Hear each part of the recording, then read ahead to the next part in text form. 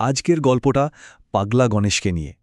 ভাবুন তো, এমন একজন মানুষ যিনি এমন একটা পৃথিবীতে বাস করতেন যেখানে কোনো অনুভূতি নেই, আর সেখানেই তিনি লিখেছিলেন পৃথিবীর শেষ কবিতা। একবার কল্পনা করুন তো, এমন একটা ভবিষ্যতের কথা যেখানে মানুষের অনুভূতি থাকাটাই সবচেয়ে বড় অপরাধ। আর ঠিক সেই পৃথিবীতেই একজন মানুষ একটা ভয়ানক কাণ্ড করে বসল। সে একটা কবিতা লিখেছিল।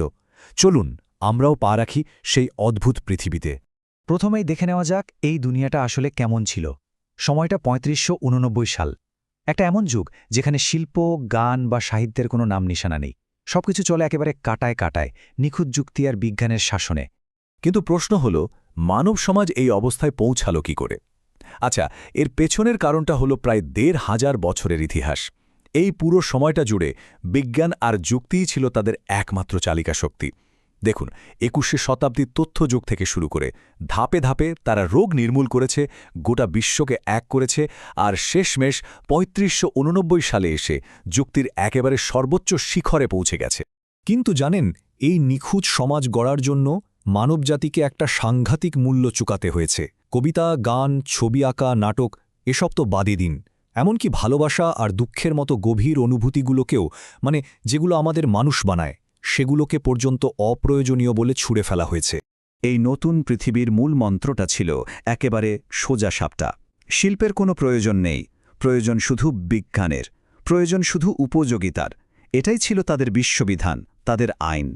তো এই রকম একটা যুক্তিসর্বস্ব অনুভূতিহীন পৃথিবীর মাঝেও একজন বিদ্রোহী কিন্তু বেঁচেছিলেন। তিনি আশ্রয় নিয়েছিলেন হিমালয়ের একেবারে নির্জনতায়। ইনিই ছিলেন পৃথিবীর শেষ কবি। আর তার বয়স কত ছিল জানেন? পাক্কা ২০০ বছর। আমাদের গল্পের নায়ক পাগলা গণেশ ছিলেন এক হারিয়ে যাওয়া অতীতের জীবন্ত সাক্ষী। তার নামটাই যেন তার পরিচয় হয়ে গিয়েছিল, পাগলা গণেশ, মানে উন্মাদ গণেশ। সমাজ তাকে এই নামটা দিয়েছিল কারণ সে অতীতের সেই সব অযৌক্তিক জিনিস, যেমন ধরুন কবিতা বা শিল্পকলা, এসবকে তখনও আঁকড়ে ধরেছিল। গণেশের উদ্দেশ্যটা ছিল খুব পরিষ্কার। সে মনে প্রাণে বিশ্বাস করত, কাউকে তো মনে রাখতেই হবে, কাউকে তো লিখে যেতেই হবে, না হলে ওরা তো ভুলেই যাবে যে আমরা কোনোদিন কিছু অনুভব করতাম। আর এই বিশ্বাস থেকেই জন্ম নেয় এক ঐতিহাসিক মুহূর্ত, এক বেআইনি কবিতার আবৃত্তি, যার ফল যে কি হতে পারে তা কেউ কল্পনাও করতে পারেনি।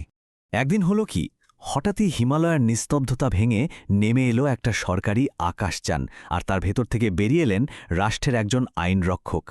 এবার মুখোমুখি দাঁড়ালো দুটো সম্পূর্ণ ভিন্ন পৃথিবী।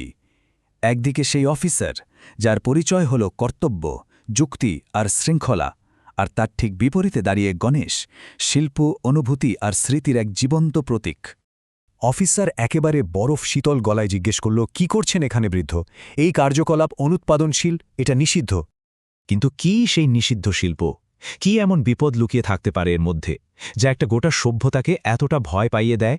জবাবে গণেশ খুব শান্তভাবে অফিসারের দিকে তাকাল। রাষ্ট্রের আদেশকে একরকম তোয়াক্কা না করেই সে নরম গলায় আবৃত্তি করতে শুরু করল। একটা কবিতা, আকাশ নিয়ে, মেঘ নিয়ে, আর ওই আকাশের নীল রং নিয়ে। কবিতা তো শেষ হল, কিন্তু এরপর যা ঘটল তা ছিল অকল্পনীয়। সেই অনুভূতিহীন শূন্যতার মধ্যে ঝরে পড়ল এক ফোঁটা জল, এক ফোঁটা চোখের জল, যা হয়তো বদলে দেবে সবকিছু। চারিদিকে তখন নেমে এসেছে এক গভীর, ভারী নিস্তব্ধতা। অফিসারটা এক চুলও নড়ছে না, তার মুখ থেকে একটাও শব্দ বেরোচ্ছে না। মনে হচ্ছে সে যেন পাথর হয়ে গেছে। আর ঠিক তখনই গণেশ সেই অবিশ্বাস্য দৃশ্যটা দেখতে পেল।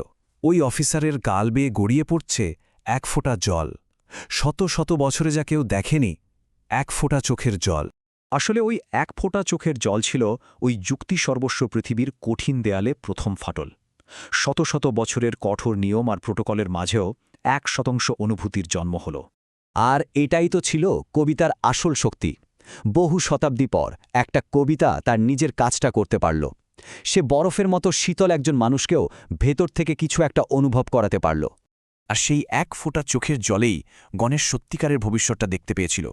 ওটা শুধু বিজ্ঞানের ভবিষ্যৎ ছিল না, ছিল মানবতার ভবিষ্যৎ। সে বুঝতে পারল, না, এখনও আশা ফুরিয়ে যায়নি। গল্পটা এখানেই শেষ হচ্ছে, কিন্তু যাওয়ার আগে আমাদের জন্য একটা খুব বড় প্রশ্ন রেখে যাচ্ছে।